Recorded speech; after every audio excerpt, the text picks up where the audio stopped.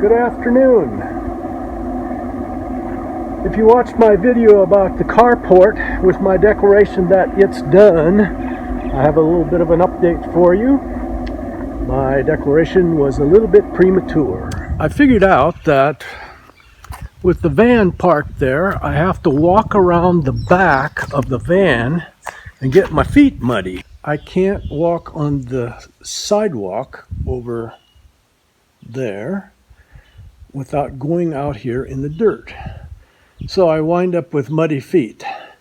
So I'm having the boys come back and they're going to lay cement out there so that, as I said in another video, the funky part will be up there instead of here. So that's what's going on.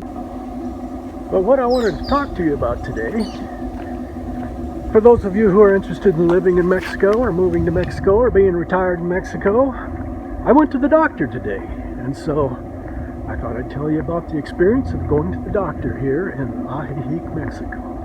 But I'm going to go in the house and sit down and talk to you. Please enjoy my stories or whatever else might be on my mind today. So why did I go to the doctor today? Actually, I went to the doctor yesterday. For several weeks, I felt like I had something in my ear.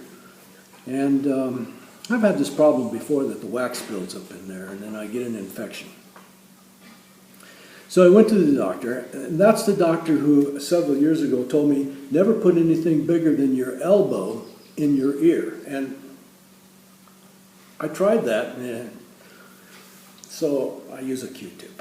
Anyway, I went there yesterday and he said, go home and put 6 drops of hydrogen peroxide in your ears, each of them, and come back in the morning and I will irrigate them for you. So that's what's going on.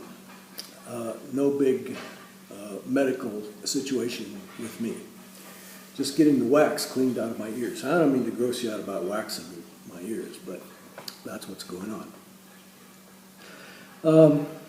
So I got up this morning and I told Lynn I'm going to the doctor to get my ears cleaned.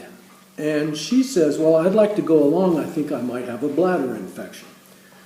So she goes along and we walk into the doctor's office and the receptionist immediately puts us into an examination room. And I'll show you pictures of that. It's not like an examination room you've probably, or I've been into in the United States. It's very much more comfortable. Anyway, I'll show you some pictures of that. And Lynn goes in with me, and we're sitting there waiting for the doctor, and the doctor comes in, and he takes care of my ears. And that's not the part of the story that I really wanted to talk to you about. As we went in, Lynn asked for a urine sample cup, which she went in the bathroom and took care of. And it's about maybe 20, maybe 30 minutes that I'm talking to the doctor and he's doing my ears and whatever. And when he gets done, we say, oh, by the way, Lynn dropped off a urine sample on our way in. And he said, well, let me go and check and see if the lab has got any results yet. So he's gone about 10 minutes, and he comes back, and he says, yes, you have a bladder infection. And he wrote her out 3 prescriptions, and he wrote out 2 prescriptions for me, one for an antibiotic for a little infection I have in my ear, and another one, what was it? I don't remember what the other one's for. But anyway, we got 5 medications. And that's kind of what I wanted to talk to you about today. We went to the drugstore and we got the 5 medications. And what I want to tell you about today is the cost of all of this. Now, we have federal health insurance in Mexico, but that's not what we're using. We just went to our private doctor right here in Ajijic. It's about, I don't know, 8 blocks from my house. And first of all, I didn't have an appointment yesterday. I just walked in, and there were 2 other people ahead of me at the time, and so I was there about an hour. In the United States, I would have been there longer because they just make you wait for some reason I don't understand. But they always, a doctor will see you for 10 or 12 minutes, and then the insurance company says, no, you got to get to the next patient. Well, anyway, so an hour wait for 2 people is not uncommon here because the doctor takes his time with you. So yesterday I didn't have an appointment and it took me about an hour. Today it took 5 to 10 minutes because we were asking for a urine sample cup on the way in, and I didn't really have an appointment, but he had told me come in about 9 o'clock, so that's when we were there.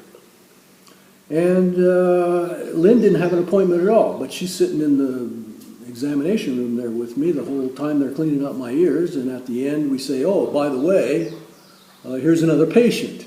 Now in the United States, we've tried that, like, bringing another person along for the same appointment. And it doesn't work. It has worked, but it doesn't always work. It worked one time with my mother. I took my mother into the orthopedist, I think that's the word. Anyway, she had a hitch in her hip, and he took some x-rays and said he couldn't much do anything about it, that she was just 100 years old and they weren't going to fix it. Anyway, when they got done with my mother, I asked the doctor, I said, do you remember me? And no, he didn't remember me. I had been in there and seen the same guy a year before. And I said, well, you gave me a cortisone shot in my knee a year ago.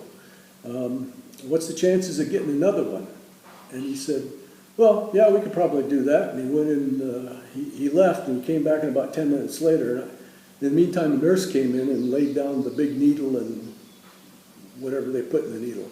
Anyway, he came back in about 10 or 15 minutes. And I think that 10 or 15 minutes was him going and checking to see if my records and my Medicare were actually in the system for billing me. Well, they were. So anyway, he came back and gave me a shot. And that's the one time where I've kind of weaseled in on somebody else's appointment and it worked. But that's not what I was going to talk about. Here, it can happen all the time because they're just kind of relaxed about that. And so he got the results for Lynn and said, yes, you need some antibiotics, and here's 3 prescriptions.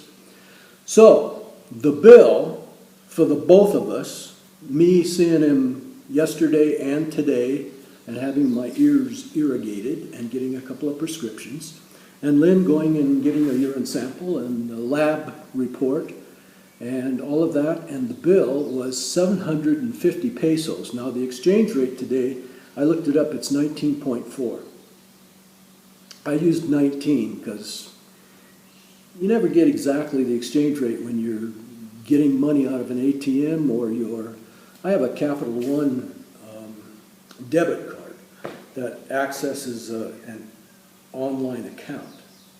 And I keep a little bit of money in there just to use at Walmart to get groceries and like this. So anyway, I used my debit card. I only used 19 instead of 19.4. But here's what 19 pesos to the $1 equals for the office visits, the irrigations of the ears, and 5 prescriptions, 2 days worth of visits, and a urine sample lab analysis. 750 pesos, that's $39. So we went to the drugstore and we got 5 medications, and I came back home and I looked up online a website called goodrx.com, and it'll give you the prices of things at Walmart, Walgreens, CFS or CVS, Anyway, a whole bunch of different drugstores. And so I used Walmart and Walgreens, and I looked up the prices of these things. In the United States, one of those medications was $86, and she had to have 2 boxes of that. Another one was $35, $41, and $49. I'm looking at my list here I made. So those were prices in the United States at Walgreens or Walmart. The peso amount at 19 pesos to the dollar was $69 for 5 medications at the pharmacy here in Ajijic. In Walgreens or Walmart in the United States, it would have been $297. So $69 for the meds or $297 for the meds. That's the kind of information that I thought you might be interested in today. Thanks for listening. Hey, if you like me, give me one of those thumbs up. And please subscribe and hit that little bell so you know when I post next. Please share me with your friends on social media. Thank you for watching. I hope you enjoyed what was on my mind today.